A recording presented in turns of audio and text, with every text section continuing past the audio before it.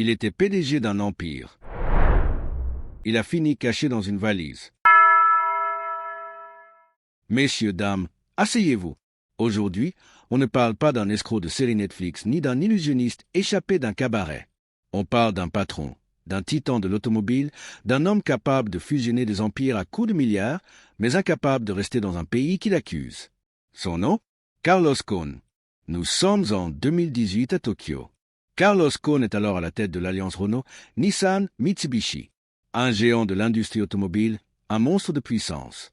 Un homme aux multiples passeports, aux multiples résidences et aux salaires à 7 chiffres. Mais voilà, au Japon on commence à faire les comptes, et ce qu'on découvre ne sent pas l'huile de moteur. Accusé d'avoir dissimulé des revenus, détourné des fonds de l'entreprise et utilisé les caisses de Nissan comme son porte-monnaie personnel pour financer des villas, des soirées fastueuses, voire même un mariage au château de Versailles. Carlos Ghosn est arrêté. Il tombe de haut et il tombe seul. Imaginez, vous êtes à la tête d'un empire industriel. Jet privé, suite d'hôtels, dîner diplomatique. Tout le monde vous salue, tout le monde vous craint. Vous êtes reçu par les chefs d'État comme un chef de guerre. Et puis un matin, on vous passe les menottes. Les caméras tournent, les titres tombent. Les murs se resserrent. Du bureau d'angle à la cellule, il n'y a qu'un pas.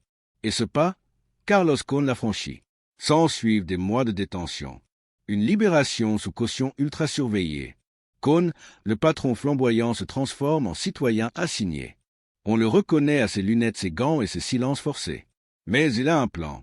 Et ce plan tient dans une valise.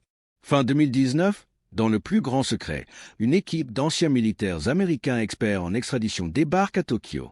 Ils profitent d'un concert dans la maison de Ghosn. Ils le glissent dans une caisse pour matériel audio, puis dans un jet privé à destination d'Istanbul. Étape suivante, Beyrouth. Le Liban, son pays d'origine.